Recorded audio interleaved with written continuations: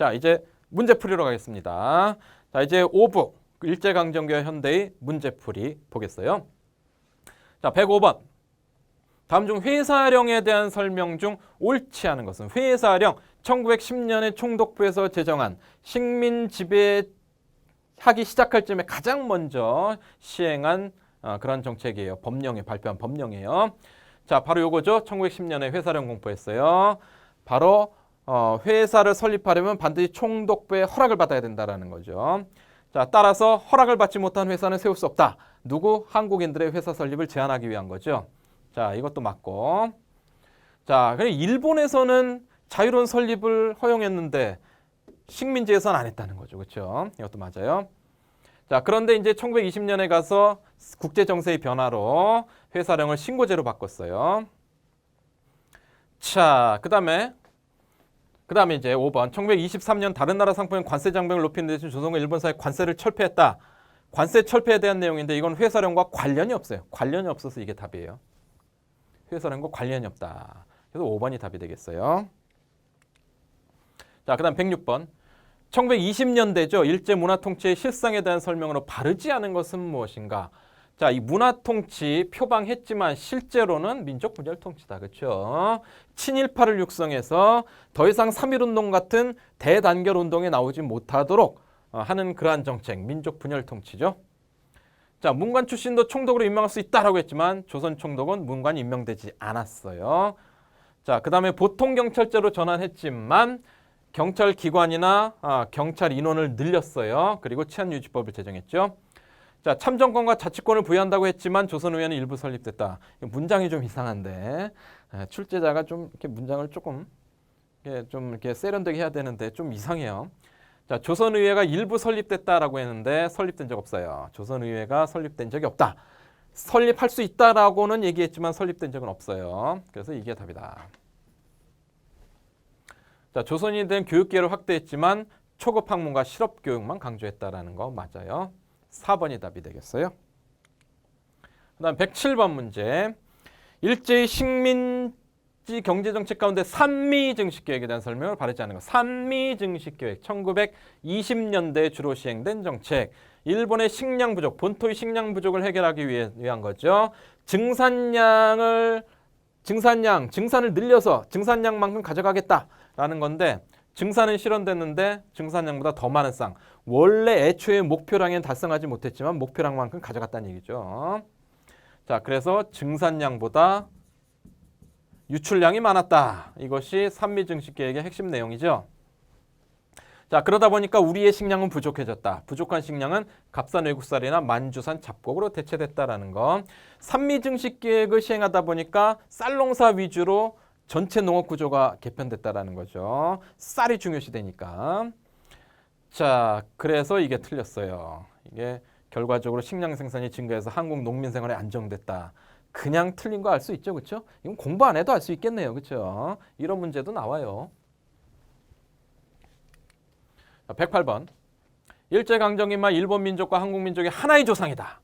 일본과 한국의 조상은 하나다라는 거죠. 이것이 일선동조론이에요. 일본과 조선은 동조, 같은 조상을 갖고 있다. 일선동조론. 그 조상이 누구냐? 바로 일본의 시조인 아마테라스 오미가미라는 일본의 제1대 천황, 전설의 천황이에요. 물론 천황이 아니었겠죠, 그렇죠? 전설 속 인물이라 뭐 진짜 있었는지 아닌지도 모르는데 어쨌든 일본의 시조가 곧 조선의 시조다. 이런 얘기죠. 말도 안 되는 얘기, 그죠? 일선동조론. 이것이 바로 이 내용이에요. 하나의 조상이다. 조상이 같다라는 얘기는 결국은 한국 민족은 일본 민족과 같은 민족이다라는 걸 강조하면서 결국 한국의 민족성을 완전히 말살하려고 한 거죠. 자, 3번이 답이고 그다음 109번. 일제의 우리 민족 수탈 강화 정책에 대한 설명으로 가장 거리가 먼 것은 자, 일제 강점기 당시의 수탈 정책을 다 물어보고 있네요. 자, 산미증식계획 재개 1930년대 이후에 산미증식계획을 원래는 20년대 정책인데 다시 또 시작했지요. 국가총동원령 이후에 국가총동원법 이후에 완전 총력전, 전쟁의 모든 걸 다 쏟아부으면서 산미증식계획 제기했어요.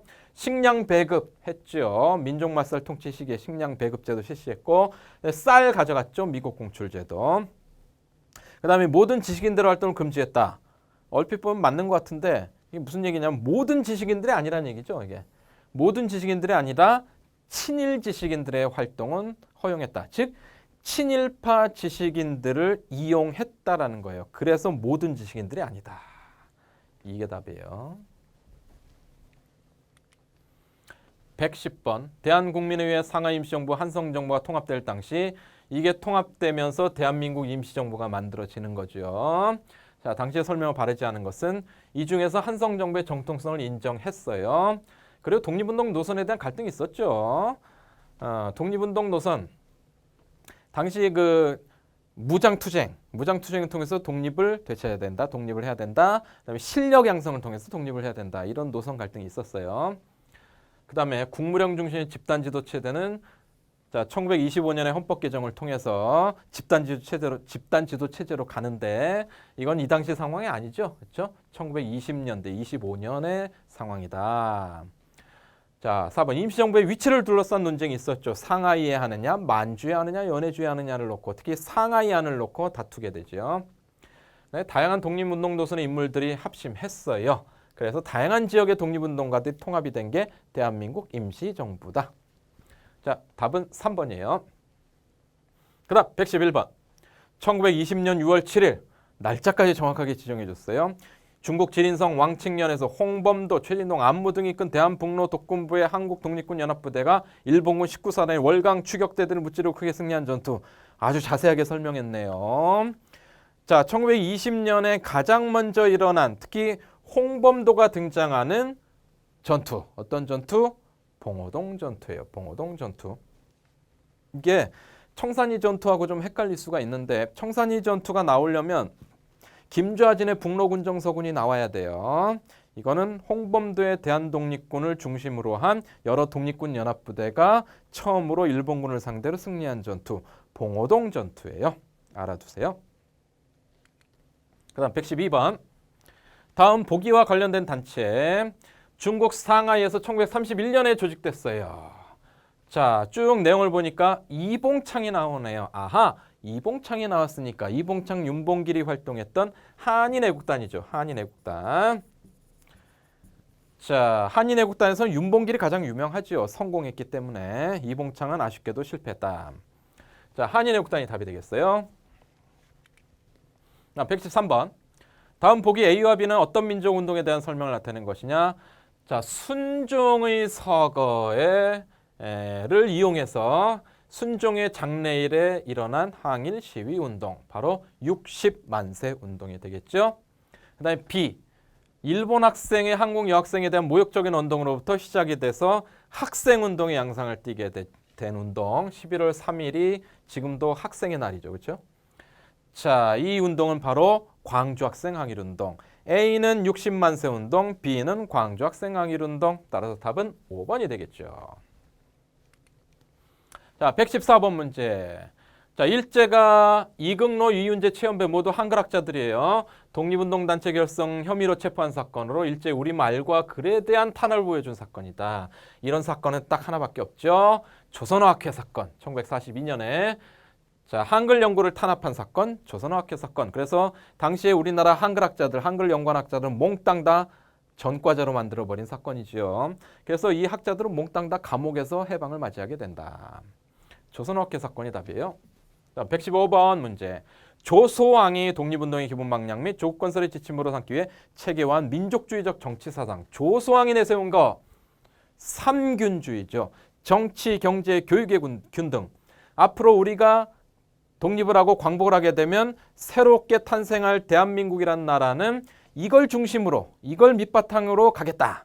그게 바로 상균주의죠. 정치, 경제, 교육의 균등. 평등은 아니죠. 완전한 평등을 내세우면 사회주의인데 그건 아니고 균등이에요. 균등. 기회균등을 보장하는 민주국가로 가겠다. 삼균주의. 답은 3번.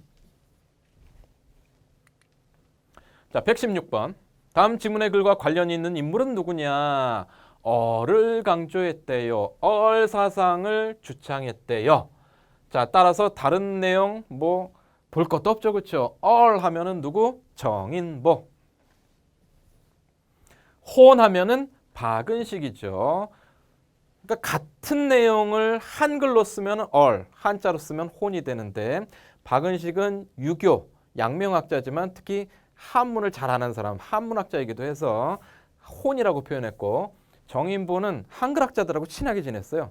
본인도 호가 한인셈이라고 순한글의 호를 갖고 있었다. 그래서 한글을 굉장히 사랑했던 역사학자인데 자신의 사상 얼 사상이라고 그랬어요. 순한글로. 정인보예요.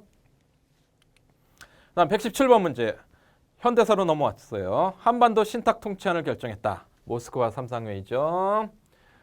한반도에 임시 민주정부를 수립한다. 그리고 미소 공동위원회를 만든다. 그리고 신탁통치 최고 5년간의 신탁통치 세 가지를 결의한 게 모스크바 삼국 외상회의. 1번이 답이에요. 그 다음에 반민특위가 나왔네요. 반민족행위 특별조사위원회의 활동에 대한 설명을 옳지 않은 것은 국회 프락치 사건. 자, 경찰이 국회에 사회주의 그 북한의 지시를 받는 그런 뿌락지가 있다라고 해서 일으킨 사건, 국회의원들이 체포된 사건이죠. 여기에 이제 반민특위에 참여했던 국회의원이 있다라고 해서 이 활동을 상당히 억압했던, 간접적으로 억압했던 그런 사건이에요. 처음 설치된 의도대로 목표를 달성했다. 이거 아니죠. 이건 뭐 알 수 있죠, 그렇죠? 자, 친일파 처벌에 실패했기 때문에 그 유산이 지금까지 남아 있는 거죠, 그렇죠? 자, 경찰이 반민특위 사무실 습격했어요. 자, 그 다음에 활동의 근거가 되는 법안의 시효를 단축시켜서 결국은 해체되고 만다. 그래서 결국은 친일파 청산과 처벌에 실패했다라는 게 결론이죠. 그래서 2번이 답이에요. 119번. 6.25 전쟁에 대한 영향을 옳지 않은 거. 6.25 전쟁의 결과로서 옳지 않은 게 뭐냐라는 거죠. 한미 상호 방위 조약을 통해서 미군이 한국에 주둔했다. 자, 휴전 이후에 한미 상호 방위 조약 체결됐죠. 맞아요. 휴전 이후 출생률이 약화됐다. 전쟁이 끝나면은 항상 어떻게 돼요? 줄어든 인구를 보강하기 위한 차원에서 누가 시킨 것도 아닌데 출생률이 크게 올라가죠. 크게 올라가요. 그래서 인구가 회복이 되는 현상이 나타나요. 세계사적으로 다 그래요. 뭐 좀 희한하다고 할 수 있는데 그것도 어떤 인간도 자연의 일부라서 그런지 몰라도 인구가 팍 줄어들면 전쟁 등으로 인구가 팍 줄어들면 다시 인구를 회복하기 위해서 출생률이 늘어난다. 누가 그렇게 하라고 시킨 것도 아닌데 그래요. 출생률이 높아지죠. 틀렸어요.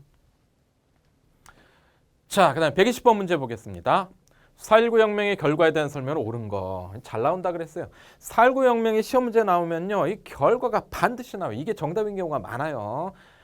제가 그 모든 종류의 한국사 시험 문제를 다 보고 분석했는데 4.19 혁명은 희한할 정도로 꼭 이게 나와요. 이렇게 나와요. 자, 허정을 수반으로 한 독재 정부래요. 과도 정부예요. 과도 정부. 그냥 과도기에 임시로 그냥 담당하는 정부. 그 다음에 요게 답이죠. 내각 책임제와 양원제를 중심으로 한 개헌안이 마련됐어요. 요걸 반드시 알아둬야 되죠. 그렇죠? 내각제 개헌이 있었다. 우리 대한민국 역사에서 유일하게 내각제가 실시된 때다. 자, 국회 민의원 참의원 양원인데 특히 민의원을 중심으로 구성됐어요. 그리고 민의원을 중심으로 구성된 게 하나는 민의원 참의원으로 구성됐고 그다음에 공산주의 정권을 타도한 민주혁명이 아니라 이승만 정부를 타도한 거죠.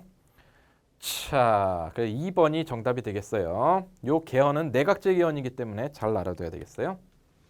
그다음 121번. 다음 중 설명을 옳은 것은 자, 장면 내각은 기존의 평화통일론에서 북진통일론이 바뀌었어요. 북진통일론에서 평화통일론으로 전환하게 되죠.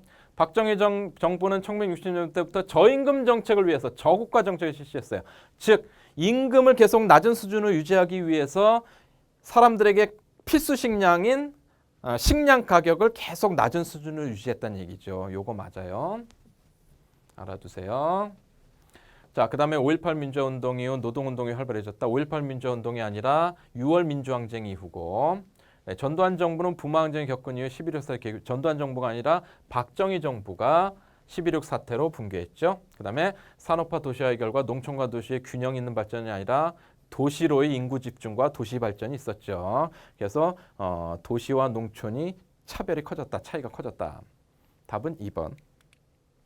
122번. 다음 보기의 사건들 시간 순서대로 바르게 나열한 것은 자 남북한이 합의한 통일 정책에 대한 내용인데 합의한 게 뭐가 있느냐? 합의한 선언이 뭐가 있느냐라는 거죠. 바로 요 네 가지인데 어느 게 먼저냐라는 거예요. 순서대로 나열할 수 있느냐라는 거예요. 먼저 1972년 7.4 남북 공동성명이 있었고 그다음에 남북 기본 합의서 1991년에 있었죠.